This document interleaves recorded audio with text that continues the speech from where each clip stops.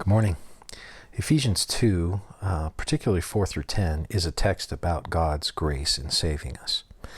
And so where it goes famously to Ephesians 2, 8, 9, that we'll look at, is clearly about God's power at work in His grace, His unmerited bestowal of favor that brings us to a place of righteousness.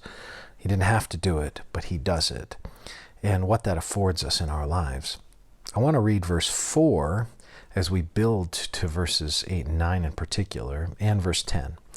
But I want to read verse 4 because in verse 4 we begin to see what forms the basis of the grace of God. Why would God act in grace toward us? Especially given the fact that we are by nature objects of wrath, given the fact that we're consumed with the world, the flesh, and the devil. Why would He act in this way and give grace to us? So we read in verse 4, but God, and then we get something about His character, being rich in mercy because of the great love with which He loved us. Verse 5 goes on, even when we were dead in our trespasses, made us alive together with Christ. By grace you've been saved. The rooting, the soil, if you will, out of which the grace of God sprouts is His love. That the fact that God is love and He can't be other than that, or else He would not be God.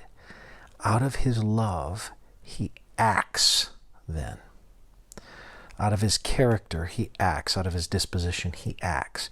So if we want to know where the grace of God comes from, or why the grace of God comes to us, it's not about you in that He looks at you and somehow feels bad for you or feels bad for me. It is because by His nature, He is love, as 1 John points out. He is love. And because of that, it necessarily flows that He would extend to us when He doesn't have to, right? He doesn't have to, but He'll extend to us because of His love, because of the great love with which He loved us. It reminds me in the Gospels of Jesus at as the evening of the Last Supper unfolds, and in John's Gospel, He serves and washes their feet, and He even washes Judas's feet. Did He have to? No. But He does. He acts because in that text in John 13 it says now He was going to show them the full extent of His love.